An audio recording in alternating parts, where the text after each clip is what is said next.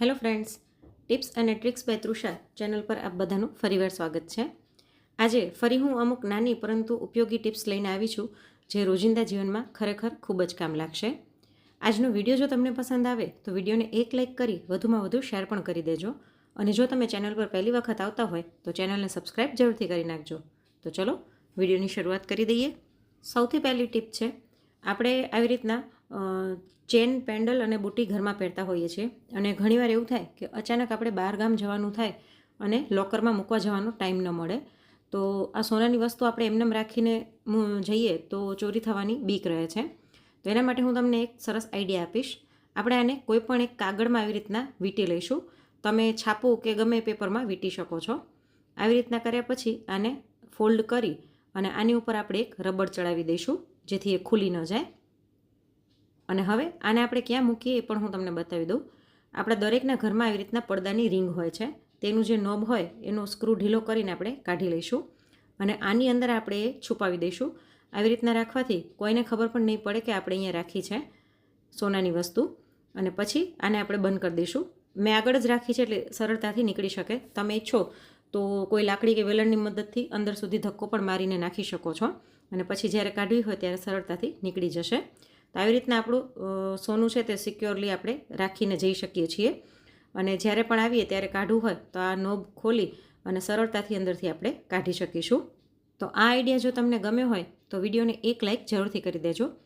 હવે પછીની next tip છે કે આપણે જ્યારે માટલું નવું લઈ આવીએ ને ત્યારે તો એકદમ સરસ ઠંડુ થતું હોય પાણી, પણ જૂનું થાય ને એમ પાણીની ઠંડક ઓછી થઈ જતી હોય છે. તો જૂના માટલામાં પણ પાણી નવા જેવું ઠંડુ થાય એના માટે આપણે માટલાની અંદર થોડુંક પાણી લઈ અને 1 ચમચી મીઠું નાખી દઈશું અને આ મીઠાવાળા પાણીને આખા માટલામાં વ્યવસ્થિત આવી રીતના ફેરવી દઈશું. આવી રીતના કરવાથી માટીના અંદરના જે છિદ્રો હોય ને એ મીઠાના કારણે સરસ ખુલી જશે. અંદર આપણે બ્રશ કે વાયર કંઈ ઘસવાનું નથી. એવી જ રીતના બારે પણ આપણે મીઠું નાખી અને ઘસી લઈશું, પણ અહીં મેં નારિયેળનું છોતરું લીધું છે એનાથી ઘસીશું.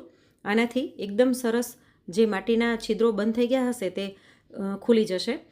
તમારી પાસે આવી રીતના નારિયેળનું છોતરું હાજરમાં ના હોય તો તમે કોઈ પણ સ્ક્રબર લઈ શકો છો, પણ નવું હોય તેવું લેવાનું. આપણે વાસણ ઉટકતા હોય એ જૂનું સ્ક્રબર નહીં લેવાનું. અને બહારની બાજુ બધે આવી રીતના થોડું થોડું મીઠું લગાડી અને આપણે ઘસી લઈશું એટલે માટીના છિદ્રો છે તે સરસ ખુલી જશે. એવી જ રીતના માટલાના તળિયે પણ આપણે ઘસી લઈશું. અંદરની બાજુ આપણે સ્ક્રબર નથી ફેરવવાનું. અંદરની બાજુ ખાલી મીઠાવાળું પાણી જ આપણે વ્યવસ્થિત આખા માટલામાં હલાવીને ધોઈ લઈશું અને ખાલી હાથેથી છેલ્લે વિચરીશું. આવી રીતના વ્યવસ્થિત ઘસ્યા પછી આપણે પાણીની મદદથી બરાબર ધોઈ લઈશું માટલાને. બહારેથી પણ સરખું ધોઈ લેવાનું અને અંદર પણ ચોખ્ખું પાણી નાખીને વ્યવસ્થિત ધોઈ લઈશું જેથી મીઠાનો ટેસ્ટ ન આવે. આવી રીતના મીઠાવાળું પાણી હલાવી અને કાઢી લઈશું અને પછી ફરીવાર તાજું પાણી લઈ અને આને આપણે જરાક હાથેથી વિચરી લઈશું. બહુ વધારે અંદરની બાજુ વાયર કે કંઈ ઘસવાનું નથી. તો આ ટીપ તમારામાંથી ઘણાને ખબર પણ હશે, પણ ઘણા નવા હોય એને ન ખબર હોય એટલા માટે હું બતાવી રહી છું. આવી રીતના માટલાને વ્યવસ્થિત ધોઈ અને તમે રાખશો ને તો એના છિદ્રો ઓપન થઈ જવાના કારણે પાણી ફરીવાર સરસ ઠંડુ થવા લાગશે.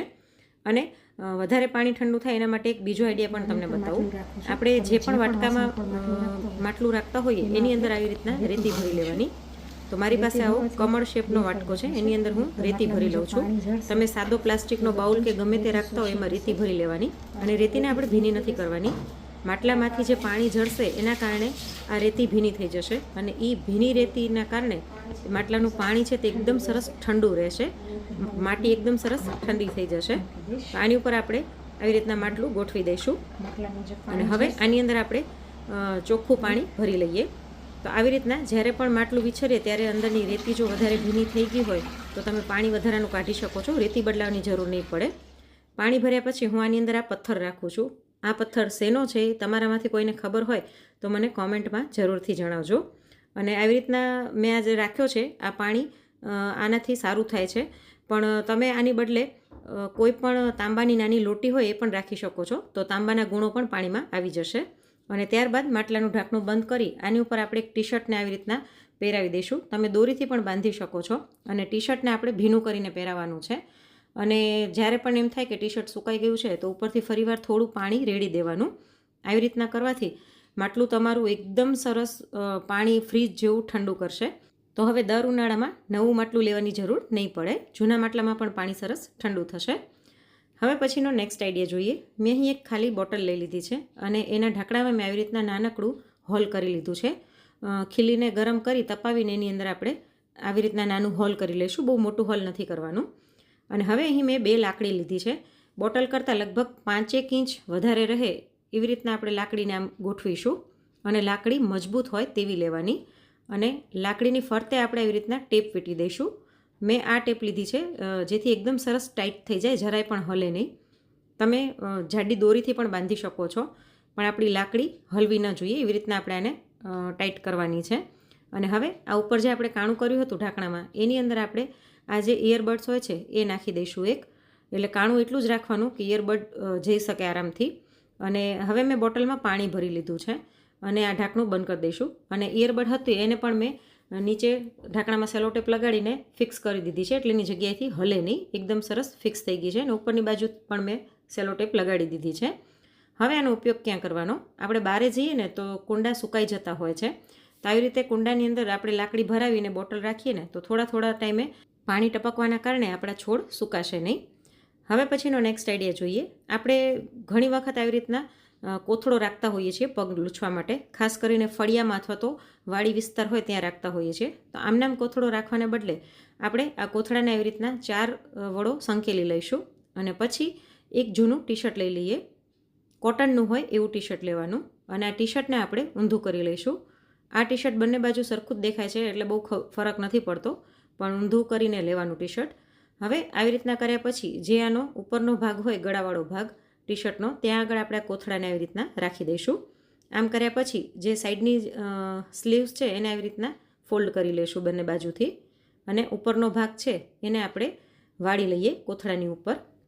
આવી રીતના કર્યા પછી આ જે ટી શર્ટનો ભાગ છે આવી રીતના ખાલી મેં ઉપર રાખ્યો છે, આને આપણે ખોલી અને કોથળાને આવી રીતના કાઢી લઈશું. જો તમને વિડીયોમાં દેખાય છે એવી રીતના કરવાનું છે. તો એક સરસ ઉપર કવર જેવું થઈ જશે અને જાડું આપણું પગ લૂછણિયું બનીને તૈયાર થઈ જશે. ખાસ કરીને ફળિયામાં અથવા તો વાડીમાં કે અગાસીમાં આ ખૂબ જ કામ આવે છે. પવનથી ઉડતું પણ નથી. આવી રીતના કર્યા પછી તમે ઈચ્છો તો આમાં સિલાઈ કરીને ટાંકા પણ લઈ શકો છો.